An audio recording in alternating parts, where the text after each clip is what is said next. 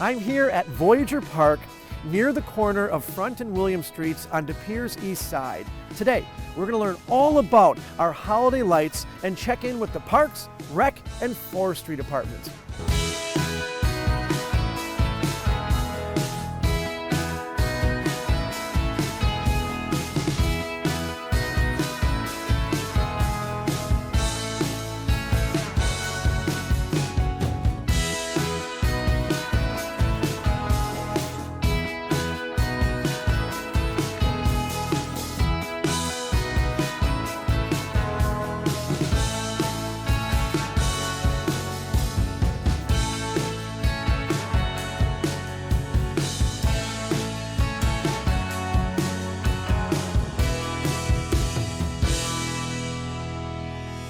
Welcome to the Mayor's Corner. I'm Mayor James Boyd.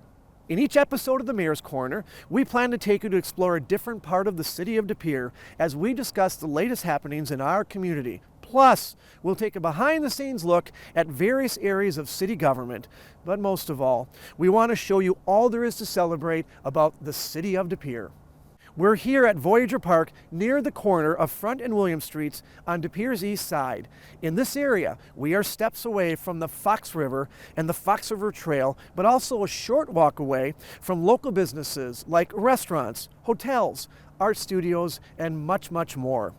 But we're here today because the holiday season is upon us and Voyageur Park is all aglow. That brings us to today's guest. Today we are chatting with Parks, Recs, and Forestry Director Marty Kosobucki. Thanks for joining us today, Marty. Hi, Mayor. Thanks for having me. Now, this is the first. This is the first time we've done a Mayor's Corner at night. So congratulations to that. Way cool. So, can you explain why we are here for a Mayor's Corner special night edition? Well, we felt with Mother Nature bringing snow and the coldest temperatures, we felt why not, right? No, we are here because we have the Holiday Light Show. Something that we started last year. Very first time we ever did it last year. It was kind of a smaller event, still a smaller event, but we're growing. Couple unique things is we run this 3 weekends out of the year. It's a free event, so a lot of these big light shows, holiday light shows, granted they're bigger than us, they'll charge you $20, $30 a car. This is a free light show. So the reason we have this is we wanted to do something over the holidays that brings cheer to our community. Going to look at Christmas lights has been kind of a growing activity for families, especially during the COVID time. And going out and looking at lights just brings fun and joy to people during the holidays. So we wanted to do that. So we have a unique setting here in Voyageur Park. We have a nice little drive-through, and we're like, why not? So we started putting up Christmas lights. Last year came out very well. This year we had a big outpouring of support from the community. Last year we had 8 tree sponsors. This year we have 28. 8 to 20 tree sponsors. 28. That's great. So the event has boomed quite a bit, and we have big plans for the future. We want to grow small, but it's just a nice thing to do with your family, to come out, look at Christmas lights, have some fun doing it.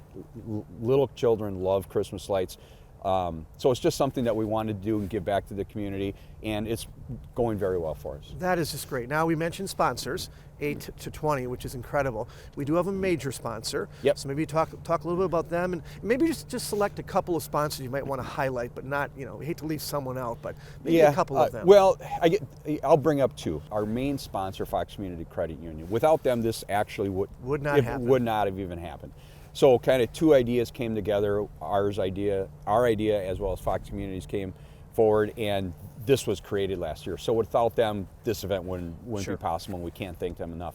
Another sponsor that we had come out of the nowhere is Pink Flamingo. They actually, with putting up this number of lights and quantity of lights, it takes a lot of time. And we have limited staff resources. Well, we talked to Pink Flamingo, and they brought their whole work crew out, and we put up what took us 2 weeks to put up last year, took us 1 day with the help of Pink Flamingo. Pink Flamingo. Yeah, and you can Yeah, I think probably we guess can, that's their tree. I think we can see them right back here, and I'm sure in the episode you'll see it more. But yep, that would be pink flamingo. Yeah. Yep. So those two, and all the 28 sponsors, we can't thank them enough. But those two really, really came to bat for us, last year to start the event and this year to keep it going. That's great. We always talk about private-public partnerships, and there could not be a better example. Absolutely. So I'm sure throughout this episode, the residents will see the dates and when it's going on, but Yep. how's the event going so far? So, as I mentioned, we run it 3 weekends, or maybe I didn't mention that, but I will now. So we run it 3 weekends in December, and last weekend was our first weekend. We had about 750 cars go through. 700. So great attendance. Mother Nature's been cooperating with us. It's not freezing cold. It's just a good evening to come out last weekend. So we had great attendance last weekend. We're super happy with it. We're probably looking forward to probably a few more cars as we get closer to Christmas. Now, I was gone out of the country last weekend, so I didn't see the inaugural weekend. Was there snow last weekend? No. Oh, so this No, is the snow adds so a you little are element. welcome. Yeah. I come back, I bring snow. Thank There you. we go. Yes, Yep. thank you. Yep. Seems appropriate from Sweden. Right? Yes, yes. Yeah, Doc. So, as we've mentioned, it is winter. We do have snow. We finally do have the snow on the ground here, but that doesn't mean our parks aren't getting a lot of use.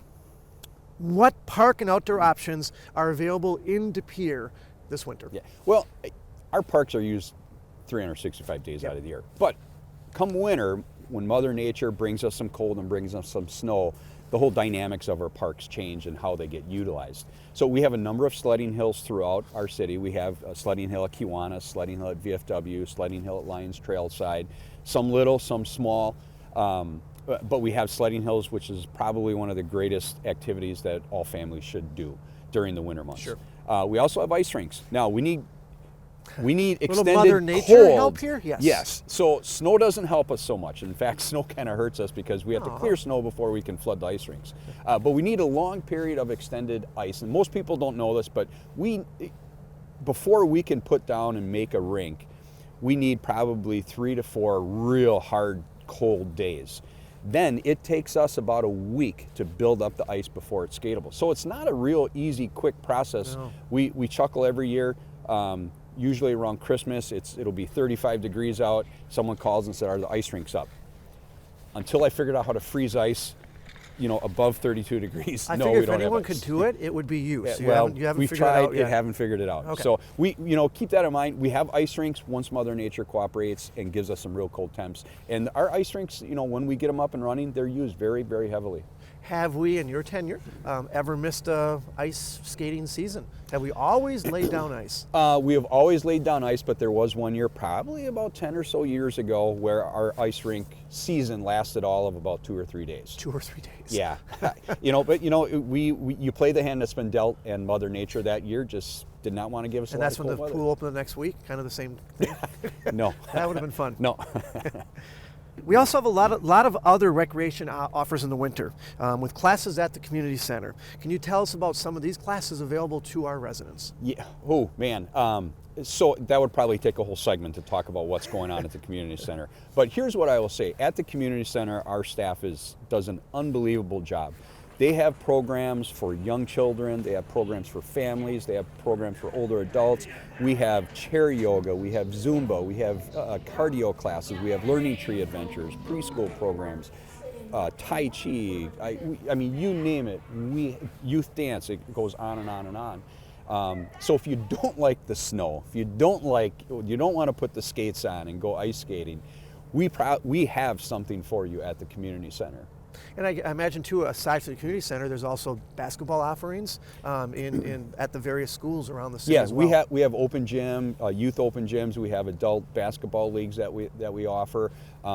We do quite a bit of just because our community center is so crammed with programs. We've actually cooperated and worked with our local school districts to utilize their facilities. So we have a number of outreach programs, POMS and dance and adult basketball, that actually utilize our school facilities. So I strongly urge our residents to check all that De Pere has to offer for the recreational activities, not just outside here, but indoor as well.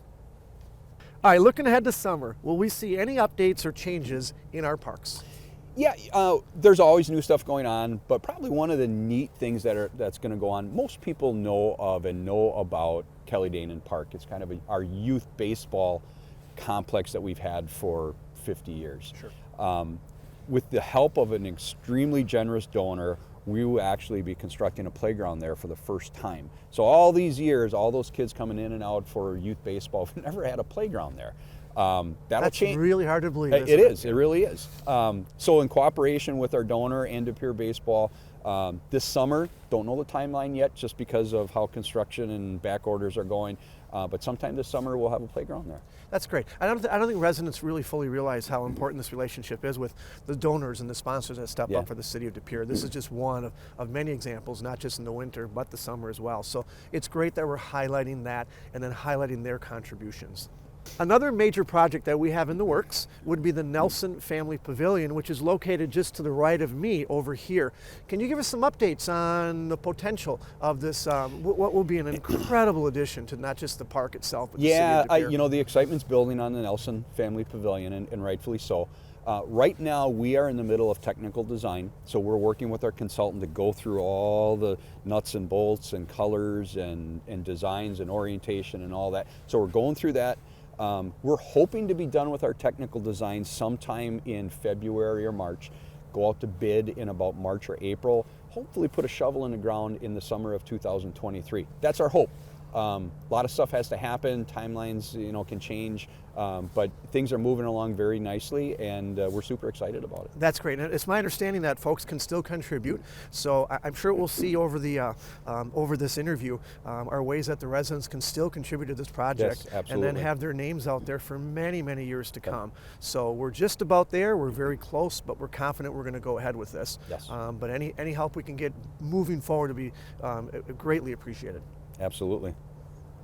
Well, the lighting displays here are just lovely, and the Parks and Rec crew couldn't make this family-friendly event happen without some major great sponsors. We caught up with some of the representatives from Fox Communities Credit Union and the Pink Flamingos to hear about their causes and how donations will benefit the community.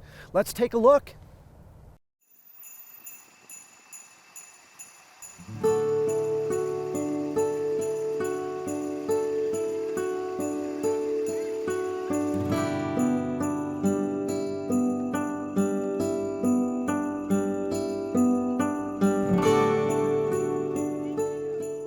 Fox Communities Credit Union is fairly local to this area.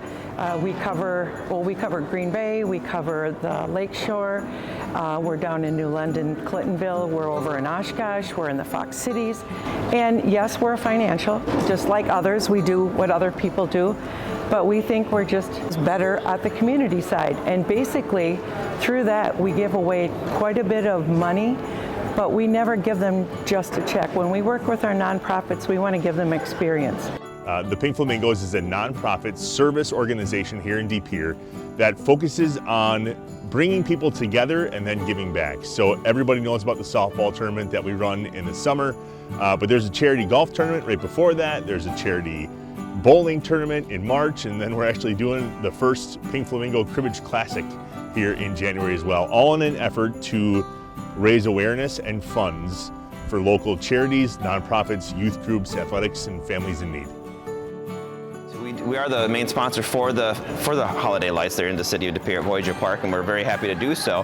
And so with that, we also offer the opportunity to do a little fundraising as cars come in. And so as they came in, we're just telling them, saying, hey, if you guys want to help feed, over 1,000 families, we'd appreciate any donation that can help offset the cost, because most of what you're looking at here, some's donated, but we did have to make a lot of purchases to make this happen. So some of the elder birds came and decorated the tree that's behind me, and it appears that things have been flocked quite well. It sounds like the same elder birds, at least 4 or 5 of them that were here, are going to work that booth, and we know the event is free, but if there's an opportunity to make a collection on behalf of the Pink Flamingo charities, right? So any money that's entrusted to the Pink Flamingos all goes into our annual number and is dispersed to the organizations that we give to throughout our community. And that's been growing year after year after year. Sounds like we're going to hand out some candy canes and a few other things in an effort to, again, bring awareness to the groups that we serve. And I was talking to Marty, and he's like, we're thinking about putting a couple lights up at a park. And he goes, well, we were just going to put up a few lights. I said, well, we're looking at putting up a lot of lights. He and his team got together and amazingly put together this proposal that we would start last year a little smaller, put lights up, have things to do, and because we were the presenting sponsor, he's like, ask about what can we do, and happened that Community Christmas was coming up. It was our first one last year, so we said, well, maybe people can donate. Well, now we're in. So the Community Christmas event that, again, is behind us, the goal is really, it's just to feed and provide family-oriented activities for families. And so we have about 260 families, but with that, we're feeding 1,096 individual meals. It's really just an event just for us to give back. We're not asking for anything in return. It's just really great collaborative event. We have almost 24 partners that are working with us on this event as well. And at Fox Community Credit Union, our goal is to make life happen. And so this is one of those events where we're really, I think, fulfilling that and really showing how do we make life happen by bringing families together and just providing some quality family time during the holidays. So it was something that brought the community together. I mean, that's exactly what we're all about. We call the Pink Flamingo Classic softball tournament De Pere's official summer party, right? Everybody comes back. It's like a class reunion. A lot of families come here to see the lights. A lot of people are brought together with events like this in De Pere, and it only made sense for us to get involved. Maybe some families aren't celebrating anything. The time just works out well, so they can have a free meal. But a family meal. A family meal, yeah. Because our boxes are packed for families. Mm-hmm. Family games, puzzles, warm items, yep, and a blanket. And we live in one of the most beautiful communities, honestly, in the world. We have people who are generous to a fault. So us being able to do this for those families, to be able to invite people to be able to have a Christmas, a Hanukkah, whatever it is that you celebrate, some of those folks just don't have that. We want to make it happen. We want to put smiles on kids' faces.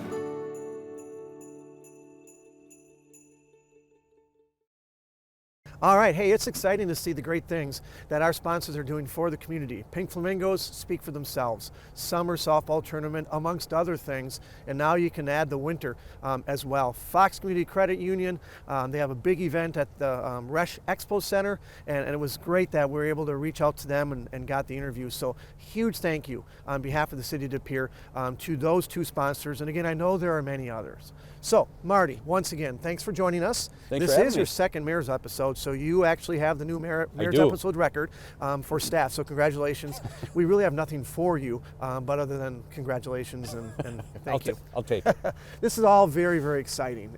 Not only this, which people can enjoy over the next couple of weeks and then throughout December, obviously, but looking forward for all that parks have to offer. The Nelson Pavilion's on the horizon.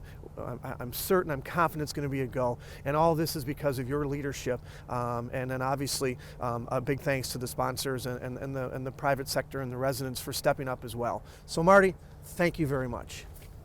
Thank you.